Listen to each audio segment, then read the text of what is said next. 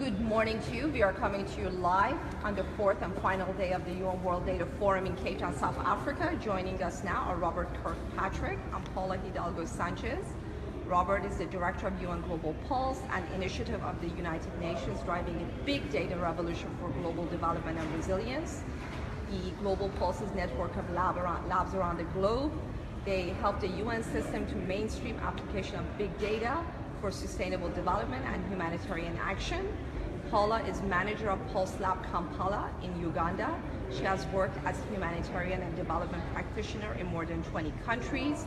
Paula is an expert on geographical analysis and is passionate about promoting the use of big data for human development. Welcome to both of you. Thank you. Thank you. Paula, I'll start with you. Can you give us your general impression of the forum? Thank you. I think this is a great opportunity. The organizers and the hosts, the Statistics Office of South Africa, are doing a great job. Bring a lot of people together from around the world to talk about data and to partner around data. It's a great opportunity for networking, and it's a great opportunity to address together the challenges of the leaving no one behind agenda and making the best use of data. Robert, speaking about data, why is data so important, how it's connected to the SDGs, and which kinds of big data are more relevant to the SDGs? So part of the achievement of the SDGs is going to depend on improving measurement, and we have a lot of new indicators in the 2030 agenda that we're going to need to find ways to generate. We think that big data has an incredibly important role to play in generating some of these new indicators, these so-called Tier 3 indicators. That are posing a lot of challenge for national statistics offices around the world. At the same time, there's a more important role of data, particularly big data, in the achievement of the SDGs, and that's really in transforming how we make decisions as institutions, as organizations, as our society. People are, as they go about their daily lives, as they buy and sell goods, as they move through cities and search for information on the internet, they're producing this vast digital ocean of data. And it turns out that that information can be used to understand in real time when they're losing their jobs, when they're getting sick, when they're struggling to afford basic necessities. So that kind of information is going to be really, really critical in complementing traditional statistical approaches of tracking progress, but also looking at in real time what's happening around the world to vulnerable populations and beginning to use some of this new mathematics and technology to peer into the future and spot emerging risks. So this is really about sort of complementing measurement with more agile, adaptive, learning-driven approaches to programming and policymaking. I think that as we look at sort of the many different kinds of big data that are out there today, one of those that has us very excited is information on the movement of populations. So every time you make a phone call or receive a call or send or receive a text message through even a basic phone, not even a smartphone, the location of the tower through which that event occurred is recorded somewhere in the mobile operator's database. And when you anonymize that information and aggregate it, what you can do is essentially see in real time how millions and millions of people move through cities. This turns out to be incredibly important for understanding, for example, migration after a drought, or how people are displaced by an earthquake, seeing how far people have to come from to get to water, or health clinics, or schools, or markets. So every mobile operator in the world, without realizing it, is producing a real-time monitoring system on population movement. A second aspect of this that we think is really exciting, for example, is social media. We're on Facebook today. And you know, as people are sharing all of this information on social media, it turns out there's a lot of information there that's absolutely vital for sustainable development programs. We, for example, have a partnership with Twitter that gives us access to the entire Twitter fire hose, about 500 million messages a day. And when we filter that information and take out the sports scores and the celebrity chatter, what you find is people reporting the prices of food in the market and talking about why they don't intend to vaccinate their children, for example. So lots of important signals in there in this very public forum.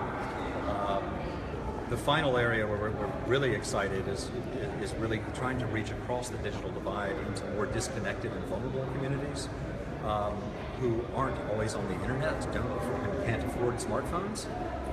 What we've been doing in Uganda is essentially taking artificial intelligence software and using it to learn to recognize Ugandan speech in Luganda, Acholi, and Ugandan English. So these are indigenous languages in the country, and we're building speech recognition. Dictation software is a roughly 30-year-old technology, but now we can use it to learn to recognize conversation in languages where there isn't yet a market from a business perspective. And this in turn allows us then to turn that public conversation into text that we can analyze, just as we would Twitter or Facebook. So this is an area where we think there's incredible potential, because we're suddenly able to create real-time digital information out of thin air and use that to understand what's happening to vulnerable populations. It's public conversation, but it's never been turned into big data before, and that's incredibly exciting. I think you touched on the real-time data. So moving to Paula, how can countries with limited resources improve their use of data for sustainable development? Thank you. I think we have now as many opportunities as challenges. We need to give a lot of answers with data, but we have more opportunities than ever to tap into new data. More data has been generated in the last 2 years than in all human history. That data, big data and digital data, is generated when people go on with their daily lives. When people say something or do something attached or linked to a digital device. That is generated a digital footprint. We can now understand, analyze, and use those digital footprints to give answers to the SDGs, not only to monitor, but also to achieve the SDGs. The technologies and the methodologies to do so have been developed for a long time by private sector and academia. Private sector has been using this type of data to do business. We have now the opportunity to use it for the SDGs. As I was saying, not only to monitor them, but also to achieve them, to better understand context, to better understand changes, to better design programs, and to better adapt our programs, also to better evaluate the programs that we are doing. So we have all these opportunities right now. Now, how do we do this? Two things I would like to highlight. First of all, we need to change the way we look at data. Normally, when we think about the statistics, we think about producing data. We produce data to understand, to measure reality. What we need to do now is to change our mindset and to find the data that has already been produced to understand and to measure reality, to generate the statistics.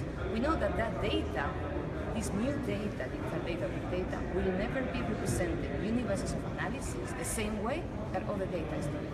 We know that it has a lot of biases, but it has a lot of opportunities, a lot of potential, and we need to tap into it. For that, we need this change of mindset, and we also need partnerships. Partnership is key. The good thing of this forum, of this conference, is that all these partners have come together. There's a huge amount of interest in the sessions, and there's discussions about working together. Most of the data from the big data, digital data, is produced and owned by private sector. We need to work with private sector. Methodologies have been developed with academia. We need to work with academia. We need to work with the people. Civil society needs to come on board. Governments, development practitioners, they need to come together with academia and private sector to tap into this type of data. Robert, Paula mentioned that you're producing more data than ever in human history. How do you protect privacy when working with big data?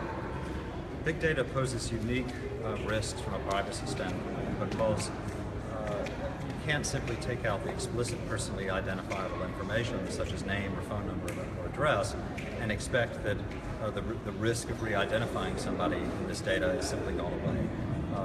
What you search for on the internet, where you go on the weekends or on a holiday, what you buy and sell turns out over time, when you have enough data, to be as unique to you as your fingerprint. And so I think there's a problem in general that the average person today isn't even aware of the kinds of data that they're producing, of how those data are being used commercially, and how they can be reused in ways that could, for example, discriminate against them. So I think there's a failure we have in today's privacy regulations to protect people from the harms that big data poses, and an urgent need to educate the public more effectively on the risks that the data poses from a privacy standpoint. That said, I think that the harms that can result from a privacy breach, and they do occasionally come, are in some ways outshadowed by the harms that we're going to be failing to protect people from every day all around the world if we can't figure out how to unlock the social value of this data. In other words, we're not, by not innovating enough and making this data accessible enough for use for the Sustainable Development Goals, we're placing people in harm's way in terms of hunger, poverty, and disease. So my sense is we have to move away from regulations that focus exclusively on privacy and look more comprehensively at risk management, right? How do we manage both the risks of misuse and the risks of misuse, of non-use of this data for good? And this means we're going to need new policy frameworks, we're going to need private sector to find ways to anonymize the data and share it. And we need the public to begin to ask not only that their privacy be protected, but that this data be used to improve service delivery, accountability, early warning, and crisis response. Thank you very much to Robert Kirkpatrick and Paula Hidalgo-Sanchis from Global Pulse for joining us. Please send us your questions and we'll try to get answers for you. To learn more about the forum, visit the website www.undataforum.org.